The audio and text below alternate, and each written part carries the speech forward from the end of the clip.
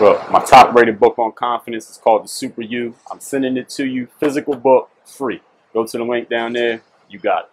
DreAllDay.com. Congratulations on tuning into the show where you learn the discipline to show up day after day to do the work, the confidence to put yourself out there boldly and authentically, and the mental toughness to continue showing up, doing the work, putting yourself out there, even when the success you have expected to achieve is yet to be achieved. And on top of all this, we're going to make you a go-getter. We're going to give you the personal initiative to go make things happen instead of waiting for things to happen. Putting all this together, you get the mindset, the method, the podcast known as Work on Your Game.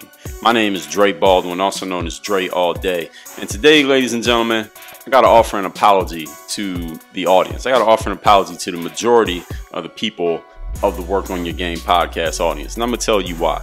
This whole topic is the apology today.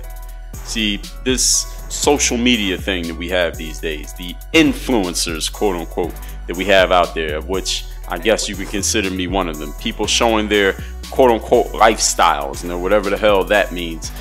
All this stuff that we've had online that has exploded over the last few years, it's hypnotized way too many people.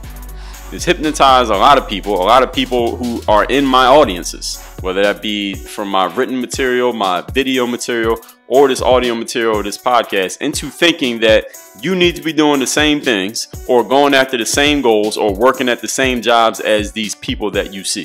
So there's too many people that I feel, from what I've seen, from what I hear, from the people who reach out to me, too many people walking this planet like zombies, basically, trying to be someone that is not true to them in exchange for what? In exchange for fame? In exchange for maybe money? Is it for the attention? Is it for the validation?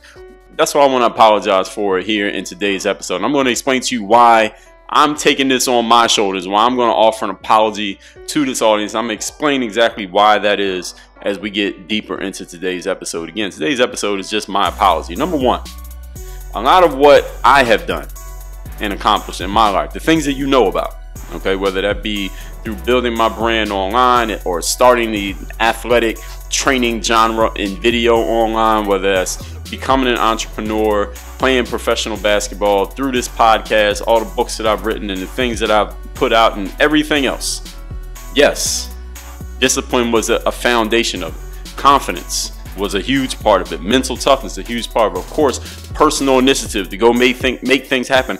All of those were a part of it. But let me tell you what else was a part of it. Something that I haven't touted so often as one of the main reasons why I've been able to do the things that I've done. We call it talent. Talent. T-A-L-E-N-T. Talent. And today when I use the phrase talent, what I'm talking about is God-given, natural, unpracticed ability. Now, you can practice and hone it after you realize that you have it, after it's identified by you or by whomever else. I'm talking about raw talent out of the gate. That's what I'm talking about here today. This is one of the reasons why me and a whole lot of other people have been able to create and be successful at what they've done. But not often do people come out and say, hey, this is one of the reasons why I've been successful. Barry Bonds. Some of y'all know who Barry Bonds is. He's a baseball player. I'm not sure if he's in the Hall of Fame or not, because he admitted to taking some performance-enhancing drugs during the time when a lot of baseball players were taking performance-enhancing drugs. But Barry Bonds was really good and one of the best baseball players out before he started taking them, because he admitted around the time when he started taking them. Before that, he was still maybe the best baseball player that was out there. And once Barry Bonds was interviewed, and this was way back when he was actually playing, I don't remember where I heard it, but I think I was watching a baseball game, maybe the All-Star game or something like that. And Barry Bonds was playing, and the announcer said that he heard this interview. Barry was talking, some guy had asked Barry some questions, and he said to Barry, what is it that makes you so good? What is it that makes you so great at what you do? How are you so much better than so many other people who play baseball? How did you get as good as you are, Barry? And you know what Barry Bonds said? The very first answer he gave to the question was talent. Barry Bonds said, listen, I just have some talent. I can do things that most Major League Baseball players just can't do. And some people looked at that at the time, even before the whole PEDs things with Barry Bonds. A lot of people thought Barry Bonds was kind of arrogant. They thought this guy was kind of cocky. He thought too much of himself. He was a little bit brash the way he played, maybe a lot brash the way he played. And I remember watching Barry Bonds play, and he was all of those things. But I'll tell you what, Barry Bonds was goddamn good.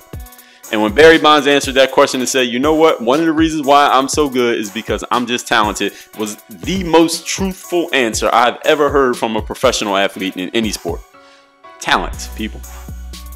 You know, when Michael Phelps won all those gold medals in those few Olympics that he competed in, people would make stories, right? Talking about his training regimen, how the days where he didn't feel like training, and how his trainer put together this plan that was like a 4-year plan, because the Olympics are only every 4 years, and how he had to do all this training, all the calories he took in every day, and how he would do this and that, and how swimmers would try to look at it, and people who didn't even play sports would look at Michael Phelps' work ethic and say, man, look how hard he works. If you want to be as good as Michael Phelps, this is his training regimen, and people would tweet it, and people retweeted it, like, look how tough this guy is, how strong, how hard he works and all that. Listen, Michael Phelps has some talent for swimming that I don't give a damn how much training you do. You ain't doing what Michael Phelps did. That's just a fact. Michael Jordan has some talent for basketball. Kobe Bryant has some talent. Some people who are really good at what they do, there are some talents that they have. I don't care if you copy everything they did, you will not get their results because you just don't have their God-given ability. This is just what it is, people. And I know there are not too many people who are going to tell you that directly. That's why I'm taking it upon myself to tell you here on the Work on Your Game podcast. John Wooden. John Wooden is known, even if you don't play sports, you probably heard of him. He was a legendary coach of the UCLA basketball team. He coached a guy named Lou Alcindor, who became Kareem Abdul-Jabbar. Also coached Bill Walton. And UCLA had, I believe it was a 77 or 76 game winning streak at one point. This guy won 10 out of 12 championships, or 10 out of 14. He won a lot. Okay, a lot of championships in the NCAA. His team was consistently the best, at least during this period, after a rough few years to begin his career. And someone once asked John Wooden, what are the keys to you being such a successful basketball coach? And you know what one of John Wooden's answers was? Like, they asked him, because this guy's winning so much, winning all these championships, he's looked upon by people who are coaches, even not in the sports realm, as a legend. You know what John Wooden said one of the keys to him being such a successful coach at UCLA was? Have the best players. Simple as that. If you have good players, you can win. If you don't have good players, I don't care how good of a tactician you are, how great the plays are that you draw up, how much you motivate everybody, how often you make them practice, and how hard they work. If you do not have good players, you ain't winning.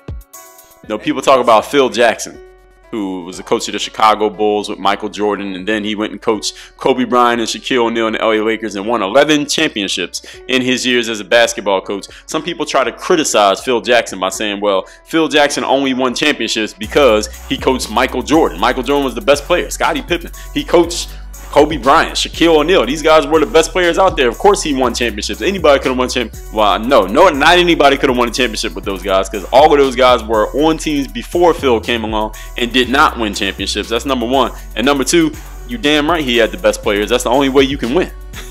You got to have the best players in order to win, or close to the best players.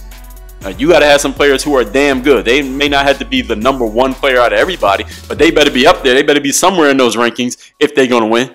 All right, life is not a Disney fairy tale, people. You got to have some skill. You got to have some talent, some God-given ability that which you can turn into skill and add skill into it in order to create a winning formula. But you got to have some talent from the beginning.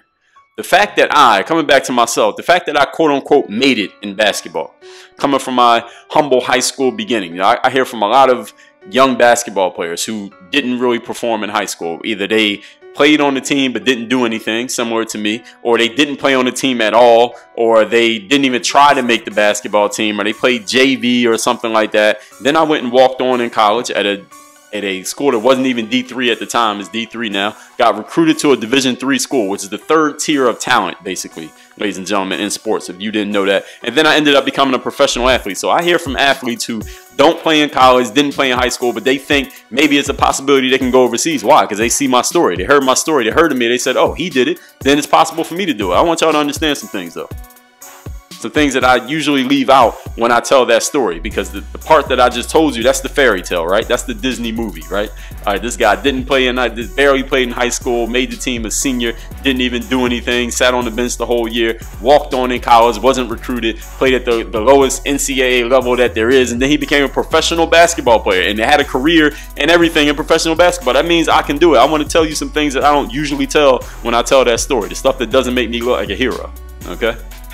I'm going to tell you that right here in today's podcast. When I tell that story, I discount the fact that I have talents that many people in that same position just don't have. I have some talents that if you're sitting at the end of your bench in high school right now, listen, I had some abilities that you ain't got. All right, there's a reason why you were sitting on the end of the bench. There's a different reason why I was sitting at the end of my bench. There's a reason why you would have to walk on and make a college team. There's a different reason why I would have to walk on and make my team. There's some things that I have you ain't got. Okay, first of all, I'm 6 feet 4 inches tall. If I want to play guard in the pros, I have the size to do it. Okay, I'm not undersized anything. The phrase undersized was never attached to me. I hear from some 5'7" kid talking about he wants to go play walk on at a college basketball team. I say, good luck. I don't know what college you're going to walk on at 5'7", unless you are supernaturally talented. I mean, ridiculously talented. You might not even get a fair shot simply because of your size. That's the world. That's the world that we're in. Actually, that's the world that you're in when you decide to be a basketball player. Okay, now if you want to be an engineer or a software developer, look, you're fine. A salesperson, you want to sell insurance, doesn't matter how tall you are. You want to play basketball, size matters. And size is a talent. I have pro-level athleticism. My calling card in playing basketball is my athletic ability, my ability to run and jump, my athleticism. I have pro-level athleticism. I had it when I was in college. I have professional basketball size wingspan from my height. I'm 6'4", my wingspan was about 6'8". This means my arms are disproportionately long. These are all things that matter for playing basketball. As far as my physical makeup, my physical abilities with my body, I am an athlete. All right, I've always been an athlete. I'm an athlete. I still work out every single day now. I don't even play sports anymore. I'm going to run another marathon in January 2019. I'm not telling you all these things to impress you, but to impress upon you that I have some talent that the average person who was in the same situation that I made it through, they just don't have these things. My body was made for playing sports. Okay, that's what I was made for. Many basketball players talking this college and overseas shit. You didn't even play high school. You have no prospects to play in college, and you probably wouldn't make the team even if you did try to walk on. You don't have any of these. You don't have any of these attributes working in your favor. I'm not telling you this to discourage you. Maybe it is discouraging you, but listen, it just ain't you. And that's completely okay. Everybody does not need to be there are too many people trying to be basketball players, and there are positions to be basketball players. And a lot of the people trying, because somebody got to make it. Like all the people trying, some of you are going to make it. A lot of you ain't going to make it. A lot of people who are trying, you have no talent whatsoever to become a professional athlete. You don't have the talent. You just do not have the raw materials. Again, when I say talent, I'm talking about God-given ability. I'm not talking about how hard you work. I'm not talking about the skills you develop through doing drills. None of that. You cannot hard work your way past somebody who has a huge talent advantage over you. You cannot. I know your coach told you that you could. I know Kevin Durant's quote, hard work beats talent. I did a whole episode on that. No, it does not. Hard work does not beat talent, ladies and gentlemen. Somebody lied to you. It is not true. I did a whole episode on that subject. I'll pull up that episode if I can. If I forget, then you just go to dreallday.com/podcast and look that up. Hard work does not beat talent when the gap is that big. Okay? So hard work can beat talent if the talent difference is small. Okay, so if you could say, let's see, LeBron James and Stephen Curry, I think we could generally agree that LeBron James has more basketball talent than Steph Curry, but not much, not by much. All right, LeBron has more talent. He has some physical tools that Steph just ain't got. Steph could beat LeBron if he works hard enough. He can work hard on the things that could give him the advantage over LeBron, right? But the talent gap is not that big. That's why he can beat him. But Steph Curry is still a pro. All right, he's still one of the best in the world, even though he's not as talented as LeBron. You understand what I'm saying? Now, you at 5'9", trying to beat LeBron, you ain't gonna beat. I don't care how hard you are. LeBron ain't even got to work out. I remember I was watching this TV show, right? Shaquille O'Neal. This was maybe 10 years ago. Somebody may remember this. Shaq had this TV show. It's called Shaq Versus, where he would go find somebody who was a pro at what they did, and then Shaq, and it was everything other than basketball, right? Then Shaq would challenge that person to beating them at their game, basically. He was going to go against them at their game. So he might go against a pro surfer, a skateboarder. And one episode, he was going against Ben Roethlisberger. Now, if you don't know Ben, he's a quarterback for the Pittsburgh Steelers, probably going to be a Hall of Famer. He's won a couple Super Bowls, at least one Super Bowl, I know. And in this episode, I just remember this specific one. So Shaq goes to Ben Roethlisberger's house. He's going to go do a quarterback challenge against Ben. And why would this even be interesting, since you know Shaq's not going to win? It's because Shaq's personality. It made it funny, right? So he goes to Ben Roethlisberger's house, and he's sitting there with Ben, and they had the cameras in there. And Shaq says to Ben, going into a competition like this, how do you normally, actually not with the competition, but just for football season, Ben, how do you normally train? This is Shaq asking Ben. And Ben says, well, you know, usually in the off season when I'm getting ready to play, you know, I'm doing all kinds of weights, I'm doing conditioning, I'm throwing every single day. And then Ben is kind of like a tongue-in-cheek thing. He had this dry sense of humor. He looked at Shaq and said, but, you know, I'm going against you, Shaq, so, you know, I'm just going to kind of, you know, just hang out and I'll be okay. And they both laughed. But he was absolutely right. He was joking, but he was dead serious. He didn't have to train to beat Shaq at football because he had football talent that it didn't matter what Shaq did. Shaq could hire all the best football coaches in the world. He could hire Tom Brady and Brett Favre and Joe Montana to train him all at the same time for a year, and Shaq still would not come close to beating Ben Roethlisberger at a quarterback competition. Why? Because of talent. Not because of hard work, because of talent. Some of you are trying to do things for which you have no talent. It is not working. Then you're getting frustrated, and then you think, oh, let me go listen to the Work on Your Game podcast so I can hard work my way to making this work. No, it's not going to work. You have no talent. And I'm not saying this, I'm not making this episode to try to discourage any of you young people, old people, whatever you consider yourself, middle-aged people, from going after what you want to go after, but you got to make sure you're in the right space. Everything ain't for everybody. Everybody can't be an athlete. Not everybody needs to be a social media influencer. Everybody does not need to do, you don't need to do the same things that you see somebody doing on Facebook or Instagram or on a Google search or whatever lifestyle that they have or whatever material possessions they have, or it seems like everything is just perfect for them. So now you want to go do that because you want to get the same result that they are portraying to you. First of all of it ain't real. Second of all, that ain't you. You need to do what you need to do. You need to follow your path, whatever your path happens to be. And if you don't know what that is, it's okay. If you realize, if hopefully something I'm saying here today makes you realize that the path you've been trying to fight to get on, you've been struggling to be mediocre, and I've talked about this in separate episodes of this podcast different times. If it ain't working for you, that's okay. It's okay. First of all, you got to identify. Until you identify what's going on, you can't do anything about what's going on.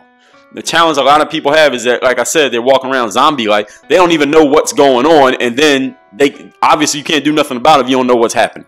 All right, point number 2. That was all point number 1. Today's topic is an apology that I owe to the world on behalf of the influencers, the media personality types out there in the world. Number 2, I told you how I did not value school. All right, and I'm talking about this because I've heard from some young people, some people in school, many people in school actually, based on the material that I put out, who told me like, well, they don't value school. I heard you talk about how school was garbage, and they're saying the same thing. Like, school's garbage. It's a waste of time. I'm just trying to get through this so I can go play my sport, or so I can start my business, or I could do whatever it is they think they're going to go do so successfully. And I told you how I didn't value school. So I'm not here to preach to you something the exact opposite of what I did myself. And actually more on that. When I was playing school, I just wanted to get out of there, right? I just wanted to get out of school. I knew that was part of the game, though. I knew it was part of the game. Now I needed to get passing marks so I could go out, and I knew I was going to play ball, and I knew after ball I wasn't going to do the traditional thing. Now, mind you, in the year 2000, when I started college, not doing the traditional thing, there wasn't really a clear path for it. Now it's a yellow brick road, or at least it appears to be, right? 18 years later. But back then, that wasn't a thing. Like, you're not going to go get a job. What are you going to do? What are you going to be? Like, it was even as recent as 2010, ladies and gentlemen, blogging was like, you are a loser. Right? If you are a blogger, you are a loser. You are some loser living in your mom's basement, eating ramen noodles and peanut butter sandwiches, and you weren't making any real money. You didn't have a real job. You were a clown. When are you going to get serious about your life? That was just 8 years ago people were saying those things. So in 2000, imagine what people were thinking when you said you weren't going to go get a job or do anything traditional. I knew that I was going to do something. I didn't know what or how, but there were a couple things I want to tell you about that. Number 1, I was an early mover. I was an early adopter when it came to the way that I hustled my way into pro basketball. I used videos. I was sending people emails. I was going to exposure camps. Now, exposure camps still a thing. You can still send people emails. People still may want to see video of you playing, but I was doing it before, quote unquote, everybody was doing it. I was doing it when there was the ocean was still a little bit blue. All right, they have the red ocean and the blue ocean, right? The red ocean is a lot of blood in that ocean because there's so many people jumping in it and dying. The blue ocean is there may be some people in it, but it's not so many that it's gonna change the color of the ocean. I was an early mover in that thing. I was an early adopter into that before it was a trend to try. Before it was a trend for everybody to say they want to play overseas. Right? When I was getting out of college, it wasn't a normal thing for every basketball player in the NCAA, all million of them, to be like, oh yeah, I might play overseas. Now everybody talking about playing overseas, not because everybody thinks they can, definitely not because everybody has a talent to do so, and definitely not because there are more jobs available for more players. There aren't.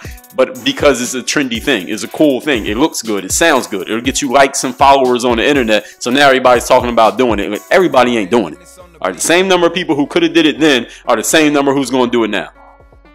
But now it's just a cool thing to say that you're going to do it, or a cool thing to say that you're going after it, when you usually 99 out of 100 players have not even a snowball's chance in hell of playing professional anything. Point number two, not number two, but number two in what I'm saying here is I knew I had a talent. There's that word again. I had a talent for creating and selling, which had not been taught to me.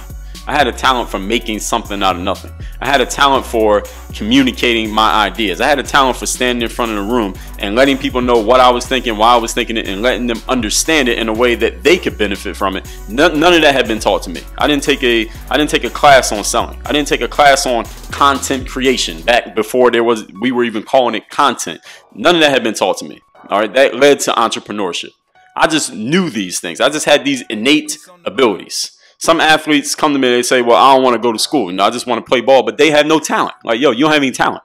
If that's all you do, if that's all you've been doing is playing ball and this is what you have, like referring to their game, oh, you need to go do something else.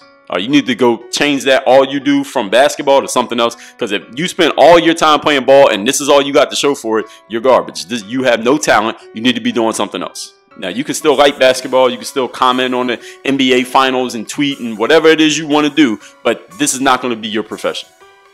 Now, you could take it from me. You could take it from somebody else. You could throw away anything that I'm saying here, disregard it and say, oh, this guy's just hating. He don't know. I'm going to prove him wrong. Listen, you could do whatever you want to do with this, but just don't say that it was not provided to you. Some people say they want to build a business, but they can't sell themselves. They can't differentiate what they offer from what anybody else offers. So how the hell are you going to build a business? I mean, who are you? Literally, who are you in business if you can't differentiate yourself and you can't sell a product to somebody? You can't sell something to someone who may think that they don't really need it or may think that it's not that valuable. If you can't do that, how are you going to be an entrepreneur? You just want to get out of school to become an entrepreneur. But listen, you can't get any success doing it where you at right now. It doesn't mean, and I'm not saying all this to say, and this is all point number two about school, it doesn't mean that being in school, staying in school is going to solve your problems, but at least while you're there, if you are already there, you can figure things out. I want to tell you something right now. All you students who are thinking about, well, maybe I should just leave school because I want to play ball or I want to just run my business and things like that. Let me make it very, very clear for you. If you want to leave school so you can do your business, or you just don't want to pay attention to school because your business is the thing that you want to do, your business needs to become so good that you have to leave school. That's the way it works. Do I need to repeat that? I think I need to repeat that. Your business needs to be so prosperous that you're like, damn, I have to leave school because this business is working so well that the very reason I went to school, which is to prepare me for a professional opportunity, I have it in my hands right now. And look, let me say that word again, look, which means you have results to show that proves this is going to produce the result. If you don't have that, you don't need to leave school yet. If you're playing ball, how many agents are calling your phone every day? Who are you getting texts and emails from? Who's offering you a contract to go play somewhere that you have to leave school so you can go play ball? Nobody? Okay, then you need to stay your ass in class. Work on your game, and maybe after 4 years, maybe you'll have enough game to take a shot. Maybe.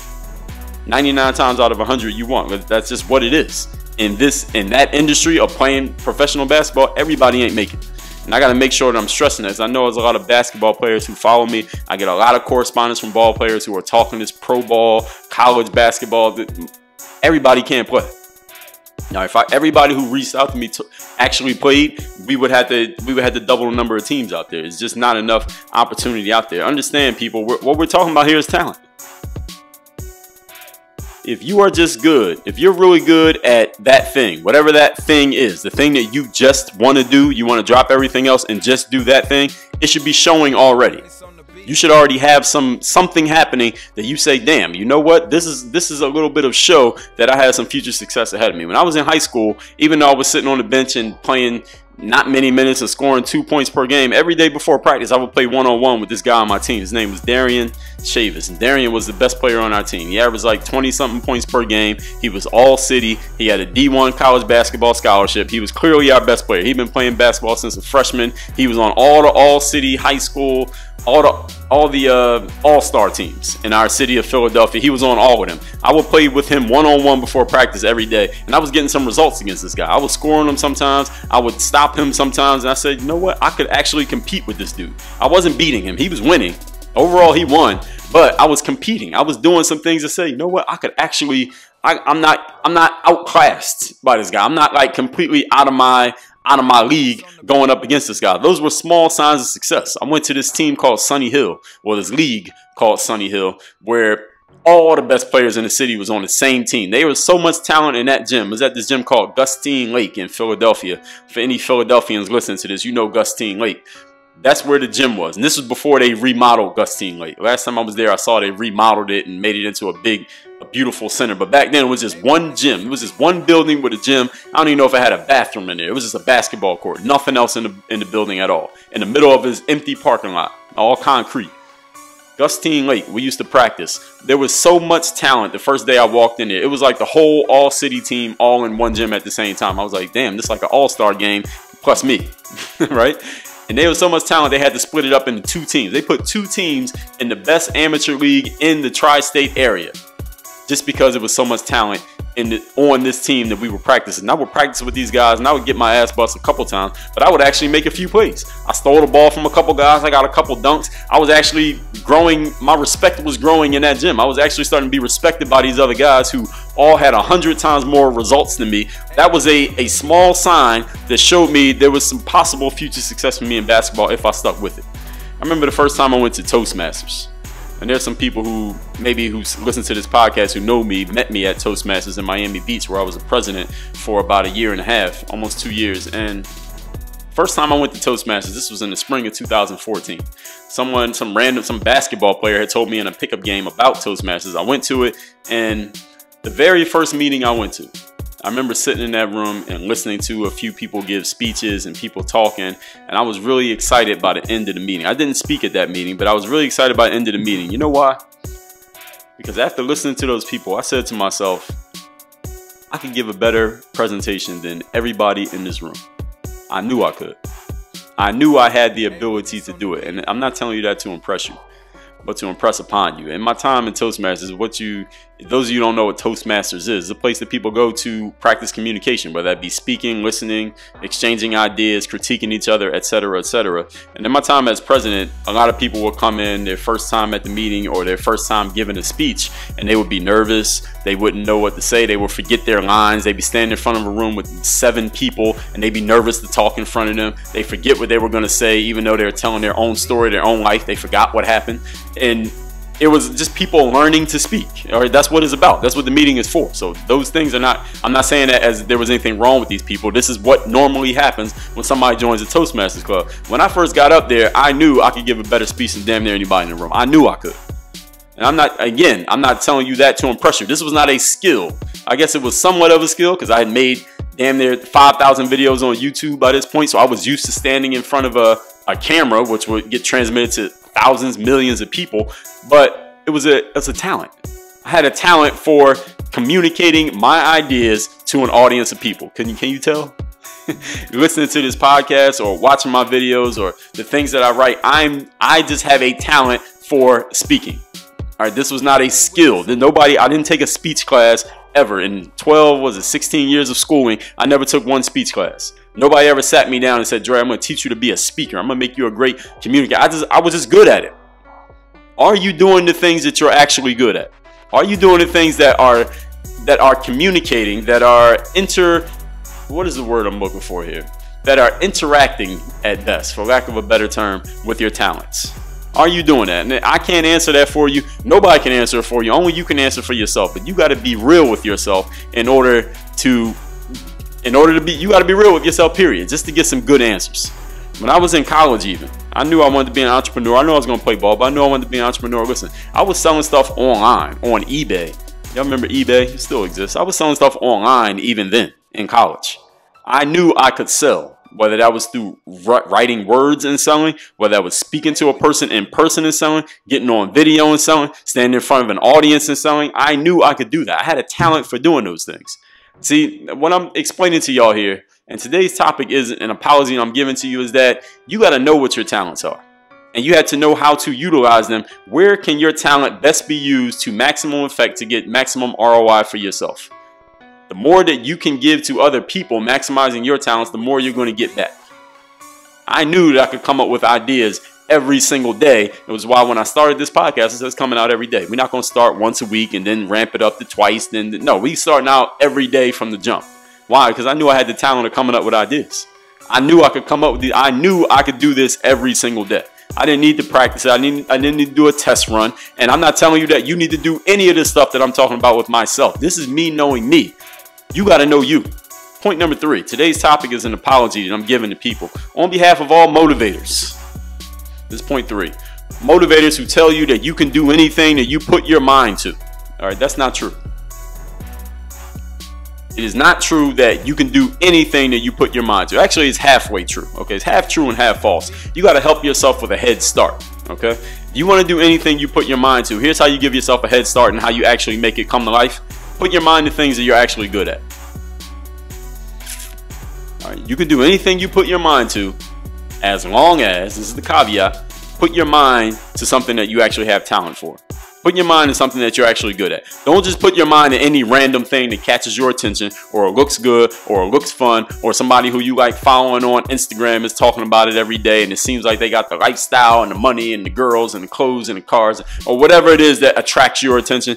Don't think that you're just going to do that just because you put your mind to it, or just because you do all their workouts, or you got their program, or whatever the hell it is they're selling you that makes you believe you could do the same thing that they did. No, you can't. You can't do the same thing they did. Especially when it's based on talent. One thing about me is that I believe I have an eye for just noticing when someone is talented at what they do. I don't have to know that thing, but I can tell when somebody has talent. All right, I could watch a basketball player know if they can play or not. That's just because I know basketball. But I could listen to somebody speak.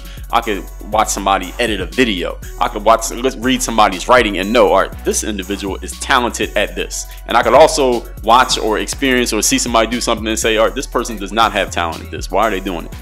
Why are they forcing themselves to try to be mediocre at this thing, which is obviously not working? I know they know it's not working. They're out there doing it. They're the ones struggling. I got to sit and watch this. Like, this person's not good at this.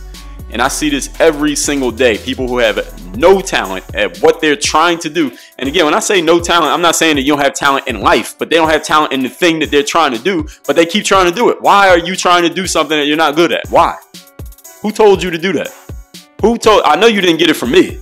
All right, so you didn't get it from this podcast. You didn't get it from these videos. You didn't get it from me. I don't know who you got it from. Maybe you got it from a school teacher. Maybe you got it from your mom or your dad. Maybe somebody on your block. I have no idea where you got this. Stop trying to do things which you are not good at. Stop trying to do things you have no talent for.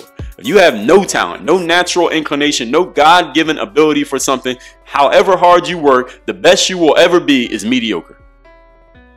Now, you can take that as me being negative. You could take that as me discouraging you. You could take it however the hell you want to take it. Just know that it's been told to you, so you can never say that nobody gave you the information. See, you shouldn't be doing just any random thing that catches your attention. You just got to keep, and then you got to, let me back up. You can't just do any random thing that catches your attention. All right? If you don't know yet what you're good at, maybe you don't know yet.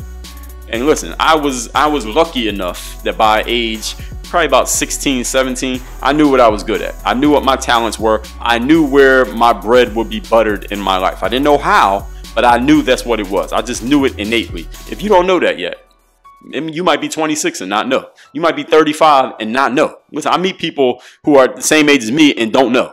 You could be 55 and not know. That's all right. It doesn't mean you're not wrong, you're not bad, you didn't mess up. Everybody doesn't know always what they're good at or what their talent is or where specifically they need to focus their energies. It's okay. All you got to do is keep working, keep listening, keep learning, keep trying new things, keep taking personal initiative, and keep doing stuff. You can't just stay in the same spot and say, well, I don't know what I'm good at. I don't know what I can do. I don't know what my talent is. Of course you don't know. You keep doing the same thing over and over again that you know obviously is not it. Of course you don't know. How the hell would you expect to get results from that? And I don't care if you're 15 or you're 65, I'm talking to you. You got to get out there and get active. Let's recap today's topic, which is an apology that I want to give to everyone out there on behalf of the influencers, social media, and everything else who have made you believe that there's a certain life that is to be lived just because you saw something, you feel something, it looks good, etc., etc. Understand point number one, a lot of what I've done to accomplish, yes, is the mindset, the mental game, discipline, confidence, mental toughness, but it's also talent, people.